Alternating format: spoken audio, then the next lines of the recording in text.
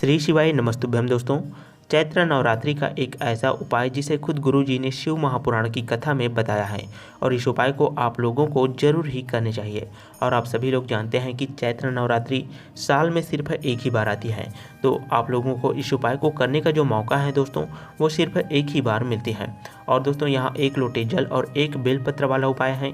1 लोटे जल में आपको किस प्रकार से कौन सी जगह पर 1 लोटे जल को समर्पित करना है, उस जल में आपको क्या डालना है, यहाँ पूरी जानकारी हम आपको इस वीडियो के अंत तक बहुत ही अच्छी तरह से बता देंगे।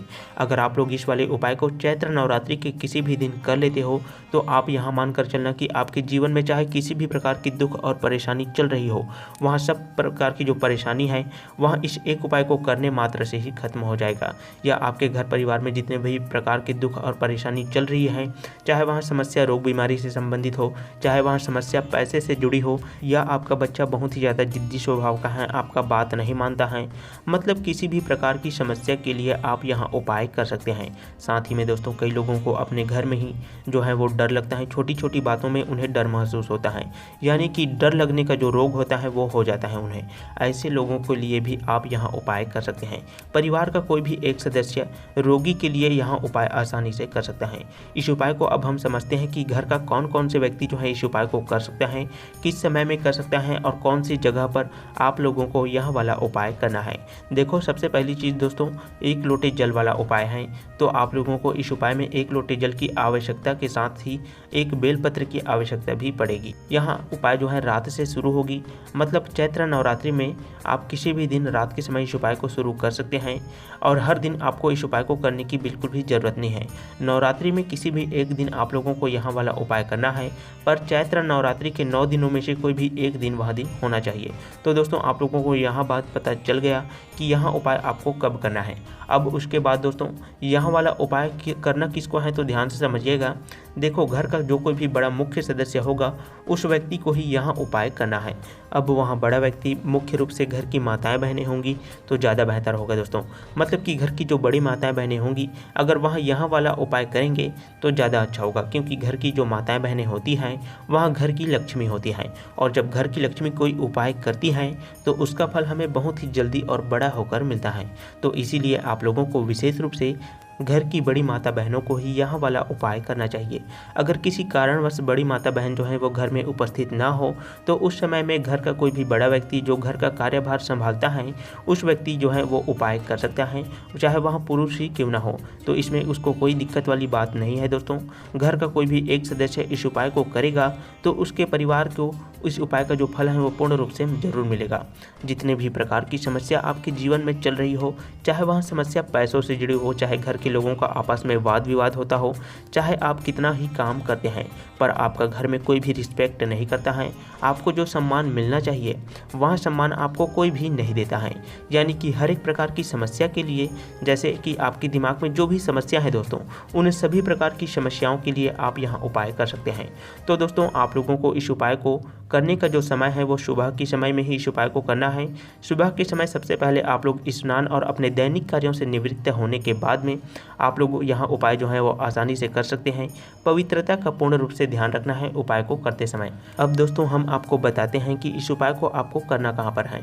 आप लोग सोच रहे होंगे कि भगवान भोलेनाथ जी के मंदिर में करना है, लेकिन वहाँ पर आपको इस उपाय को बिल्कुल भी नहीं करना है, क्योंकि अभी चैत्र नवरात्रि चल रहा है दोस्तों, और चैत्र नवरात्रि में आप लोगों को इस उपाय को एक वृक्ष के पास में करना है। दोस्तों उपाय की विधि आप लोग ध्यान से समझिएगा।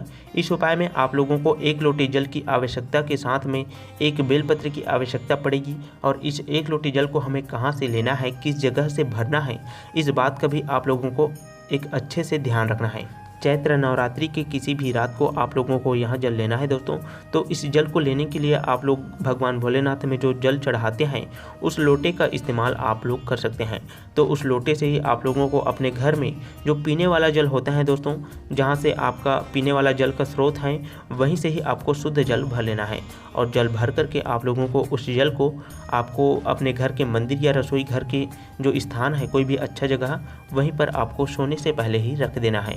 लोटा को अच्छी तरह से ढक करके रख देना है दोस्तों, ताकि उस पर कोई भी अन्य वस्तु न गिर जाए, कोई कीड़े मकोड़े न गिर जाए।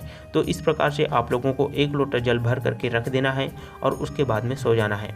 और सुबह जैसे ही आप उठते हैं उपाय को करने के लिए, तो उपाय को शुरू करने से पहले हमें किन किन बातों का ध्यान रखना है वो समझिएगा। जैसे ही आप सुबह के समय उठ जाते हो तो सबसे पहले आप लोगों को अपने जो दैनिक काम होता है दोस्तों उनको पूर्ण करना है। पवित्रता का पूरा ध्यान रखना है। उपाय को करते समय स्नान आदि से निवृत्त होकर साफ वस्त्र धारण कर आप लोगों को यहाँ उपाय करना है। मतलब हमने उपाय को रात को शुरू किया और उपाय को आपको नवरात्रि के दिन के समय में समाप्त कर देना है। अब दोस्तों आप लोगों को 1 लोटा जल के साथ में सुबह के समय में आवश्यकता पड़ेगा एक बेलपत्र की, और एक बेलपत्र आप लोगों को अपने घर पर ही चाहिए। तो आप लोगों को अपने घर के आसपास में जहाँ पर भी बेलपत्र मिलता है किसी अन्य व्यक्ति के घर में, तो उस जगह पर आपको चले जाना है और उस व्यक्ति से अनुमति लेकर ही बेलपत्र आप अपने उपाय के लिए लेकर आइए दोस्तों, और उस बेलपत्र को जल के पात्र के अंदर में डाल देना है। अब इस जल के पात्र को अपने घर के मुख्य द्वार से निकल करके जहाँ पर भी आपके आसपास में नीम का पेड़ हो वहीं पर आप लोगों को इस उपाय को करना है, क्योंकि चैत्र नवरात्रि के समय में आप लोगों को नीम के वृक्ष के पास में उपाय करने पर आपके जो उपाय है वह 100% लाभकारी होता है, और नीम का वृक्ष माता जी का प्रतीक होता है दोस्तों। तो आप लोगों को इस उपाय को नीम के वृक्ष के पास में ही जाकर के करना है। कैसे करना है ध्यान से सुनना है दोस्तों। आप लोगों को अपने घर के आसपास में जहाँ पर भी नीम का वृक्ष है, नीम का पेड़ है, उस जगह पर चले जाना है। जैसे ही आप लोग नीम के वृक्ष के पास में पहुँच जाते हो तो आप लोगों को उस जल के पात्र को नीम के वृक्ष में समर्पित करना है। कैसे करना है ध्यान से सुनना आप लोग। तो सबसे पहले आप लोग अपनी वहाँ मनोकामना बोलना जिस मनोकामना के लिए आप लोग यहाँ उपाय कर रहे हो। जैसे कि घर में कोई वाद विवाद होता हो, या पैसे से जुड़ी हुई कोई समस्या हो, या आप अपने मन में जो भी समस्या हैं उन समस्याओं का स्मरण कीजिए, और उन समस्या के निवारण के लिए आप भगवान भोलेनाथ जी से और माता जी से स्मरण कीजिए कि हमें इन समस्याओं से निजात कीजिए। और इस उपाय को आपको माता जी का स्मरण कर ही करना है। माता जी को ध्यान में रखकर ही इस उपाय को करना है। जैसे ही आप माता जी का स्मरण कर लेते हैं उसके बाद में भगवान भोलेनाथ जी का स्मरण करना है। इस प्रकार से आप लोगों को यहाँ उपाय करना है, क्योंकि नवरात्रि का समय चल रहा है दोस्तों। तो आप लोगों को माता जी का स्मरण करने के बाद में भगवान भोलेनाथ जी का स्मरण कुछ समय के लिए करना है। उसके बाद में इस 1 लोटे जल को नीम के वृक्ष की जड़ में आप लोगों को धीरे धीरे समर्पित कर देना है और अपनी मनोकामना को बोलते रहना है। तो इस प्रकार से दोस्तों आप लोगों को यहाँ जो उपाय है यह पूर्ण हो जाता है। उसके बाद में आप लोग नीम के वृक्ष के पास से अपने घर पर आ सकते हैं। आप लोगों को इस उपाय का रिजल्ट बहुत ही जल्दी मिल जाता है दोस्तों, क्योंकि चैत्र नवरात्रि के समय चल रहा है और चैत्र नवरात्रि में किया गया कोई भी उपाय व्यर्थ नहीं जाता है। तो आप लोग इस उपाय को जरूर कीजिए। बहुत ही आसान सा उपाय है और कोई भी व्यक्ति इस उपाय को एकदम आसानी से कर सकता है। तो दोस्तों इसी प्रकार की महत्वपूर्ण वीडियो देखने के लिए आप हमारे चैनल को सब्सक्राइब जरूर करें। आपके जीवन में जितनी भी समस्याएं चल रही हैं उन सभी समस्याओं के निवारण के लिए आप लोग भगवान भोलेनाथ जी का स्मरण जरूर करते रहें। यदि आप लोग बहुत ही ज़्यादा उपायों को कर चुके हैं फिर भी आपको लाभ नहीं मिल रहा है दोस्तों, तो आप लोग परेशान ना हो। आप लोग भगवान भोलेनाथ जी के नाम जप करते रहें, उनके मंत्र श्री शिवाय नमस्तुभ्यम का जाप करते रहें। भगवान भोलेनाथ जी पर विश्वास जरूर करें, आपकी समस्याओं को दूर होना ही पड़ेगा। यदि आप लोग कोई भी उपाय करते हैं तो कोशिश कीजिए कि उपाय की जो सामग्री है वहाँ आपके ही मेहनत से ही रहना चाहिए, किसी और का सामान नहीं होना चाहिए। यानी कि आप बेलपत्र किसी दूसरे के यहाँ से लाते हैं दोस्तों तो उसके अनुमति के बगैर ना लाएं, या फिर आप बेलपत्र बाज़ार से भी खरीद करके ला सकते हैं अगर आपके आसपास में नहीं है तो। इस प्रकार से दोस्तों आप अपनी मेहनत से ही उपाय की सामग्री को तैयार करें और उपायों को करें, और उपायों के दिन में आप लोगों को मन में किसी भी प्रकार की व्यर्थ का विचार नहीं लाना है, और उस दिन आप लोगों को मन ही मन भगवान भोलेनाथ जी के मंत्रों का जाप करते रहना है। तो दोस्तों इस प्रकार से आप उपाय करोगे तो आपको उपाय का फल निश्चित रूप से मिलेगा। आपकी जो मनोकामना है वह जरूर ही पूरा हो जाएगा। तो दोस्तों इसी के साथ आपकी सभी मनोकामनाओं को पूर्ण हो जाए ऐसी प्रार्थना करने के साथ में इस वीडियो को यहीं पर समाप्त करता हूं। भगवान भोलेनाथ आपकी सभी मनोकामनाओं को पूर्ण करें, आप जो चाहते हैं वो जरूर मिले, आप जीवन में बहुत तरक्की करें। श्री शिवाय नमस्तुभ्यम, हर हर महादेव, ओम नमः शिवाय, जय महाकाल।